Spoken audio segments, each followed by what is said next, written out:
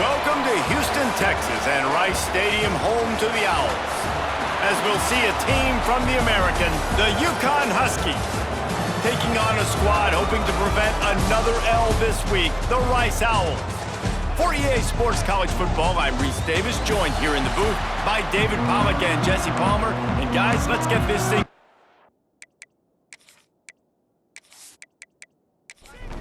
Rice ready to kick it off and get this game started.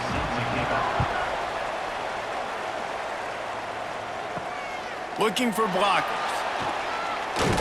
Nice job by the kickoff team. Everybody stayed in their lanes and they'll stop him at the 16. So UConn's offense takes the field for the first time today.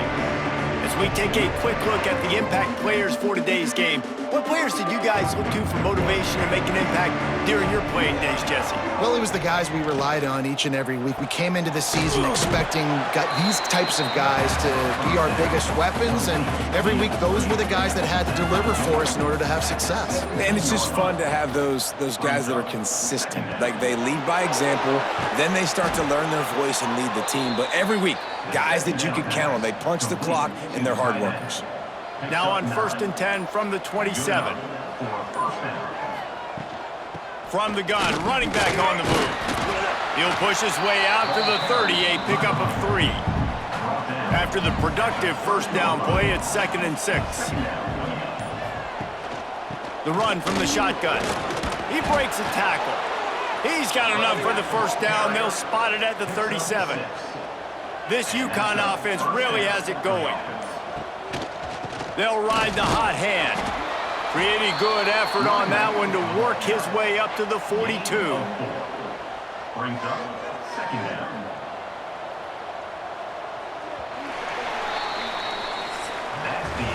Defense has dominated the early part of this game, and the stats point that out emphatically.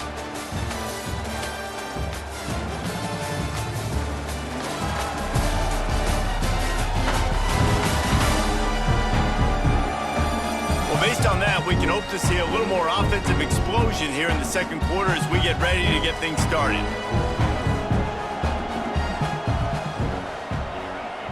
Dropping back, it's McDonald. Throws to the wideout. He's got an open man. Good pickup there. They'll move the chains, and they're set up at the 41. Gain of 17 on the play.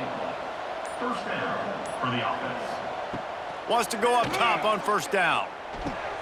Fires to the big fella. And that defense is there to guide him out of bounds after a short gain.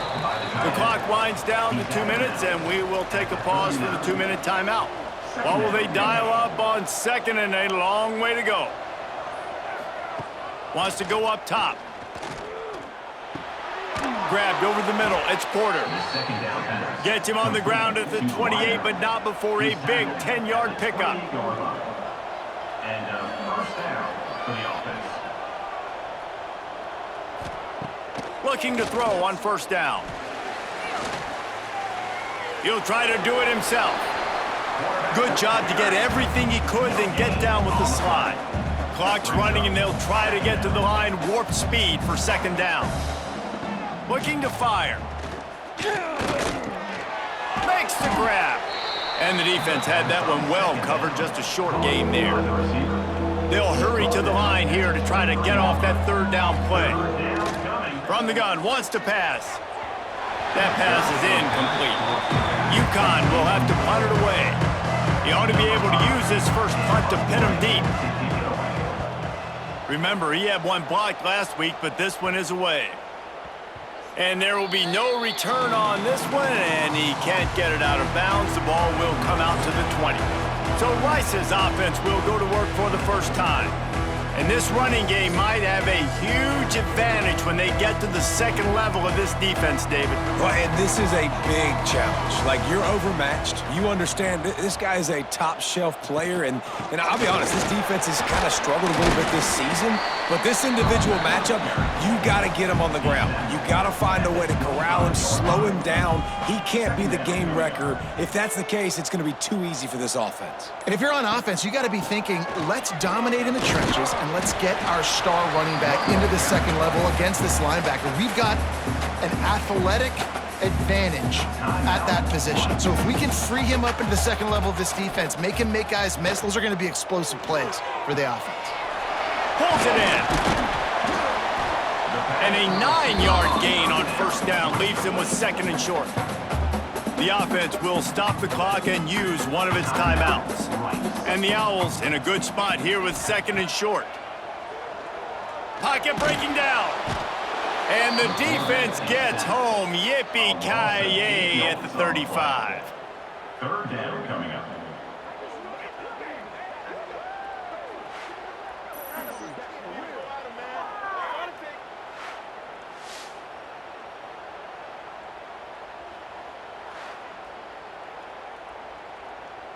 We've played 2 quarters here. Time to go to Kevin Connors in our halftime update.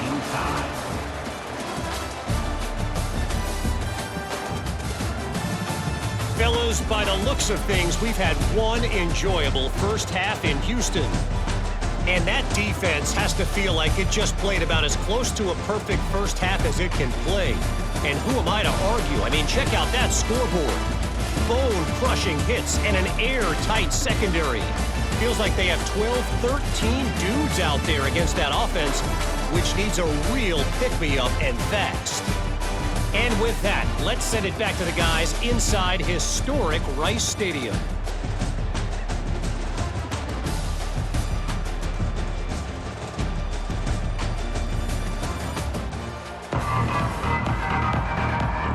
UConn has it teed up to start this second half. Set to advance on the football. He'll bring it out from inside his own 10. Not a lot of space to be found. Good hustle by the coverage team, and they stop him at the 21. Rice has the ball back, and they're ready to send the offense back to the field. Got enough for the first down. They finally wrestle down the senior, but not before he picks up some valuable ground. Using his legs, it's Bishop. All things considered, he's probably lucky to be back to the line of scrimmage. Got stuffed on first down. It's 2nd and 10. The give on the option. And just wedges it ahead a bit before he's brought down. They've got some work to do on this 3rd and long from the 40. Now they'll try the right side. Oh, he was in the backfield immediately. A 3-yard loss. Rice will be forced to send out the punt unit. Getting our first look of the afternoon at the punter. On his way back from the 20. Was looking for more running room, but found nothing but more tacklers. He's down at the 24. They'll snap the ball. First play of the drive coming from their own 24. From the shotgun, they'll run it. Picks up a useful 5-yard chunk out to the 30-yard line. It'll be 2nd down as we open the final stanza. Defense has been dominant. We reached the end of the 3rd quarter. Nobody's been able to get on the board as we check out the stats. It's easy to think back to 2014, Wake Forest, Virginia Tech, the last time we had a game go into overtime as a scoreless tie. Let's see if that's the way this one goes as we start the 4th. He'll move it up to the 37-yard line, and it'll be a first down. Here's this offense with a fresh set of downs. That's a first down for the offense. Looking to throw, it's McDonald. Got his man down the middle.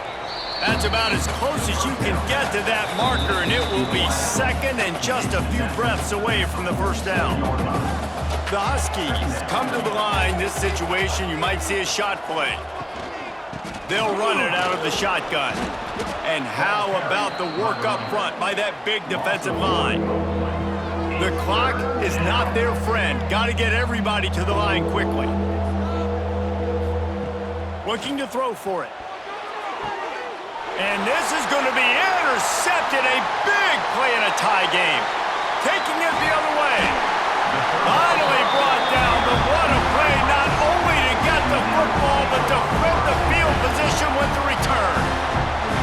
The pressure was rising, drama just encapsulating this entire stadium, and the defense comes up with that pick. Yeah, so the quarterback, he's got to be able to handle this situation. Obviously, everything gets elevated. Everything has to happen a split second sooner. You feel the crowd noise, you can feel the energy, but you've got to keep your poise. And you just wonder in this juncture of the game if the quarterback's starting to lose his cool.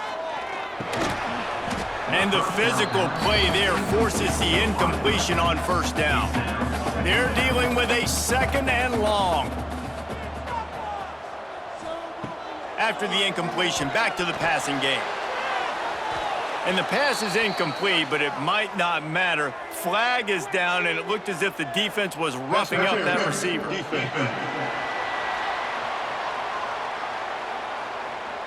What a big penalty at this juncture in the game, all locked up, and they get called for the pass interference. Breaks the tackle. He stopped at the 14-yard line, and they'll stay on the attack from there. Timeout called here by the defense. It's the first one they've used this half. The give to the single back. They'll knock him down for a loss of a couple. The defense going to stop the clock with a timeout. They want to make sure they have everybody on the same page. On the option. He'll toss it.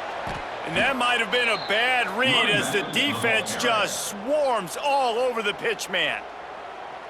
And now on 4th down, they will put it on the shoulders of the kicker to save them with his foot. Splits the uprights. Good. Just over a minute to go in this one. They have the lead now to try to hold it. Hey, we got some points. Listen, it has been a defensive struggle all game long. It's been sloppy offensively. The defenses have dominated, and this game just feels like it's going to come down to which of these teams can put themselves into position to kick a field goal, and they just did here late. Might that be enough now to win it? A lot of work to do as this drive will start from the 16-yard line. Looking to throw, it's McDonald. And they're not quite in rhythm there. It's incomplete. High the chains now on 2nd and long. Back to pass. He's got the back in the middle. I think in this situation, 2 minutes, trailing late, I think you got to be thrown to the sticks every time. I don't know if these short completions are going to get it done. You're just not going to have enough time to get down the field. So from a play... Intercepted, and the defense has set him up. The defense making a play to put an exclamation point on this one, and that ought to do it. That might be the nail in the coffin, fellas. This offense, they're trying to get back in the game. You're having to be aggressive. You're now going to have to start taking chances. An errant throw ends up in the hands of the defense, and I think that's all she wrote.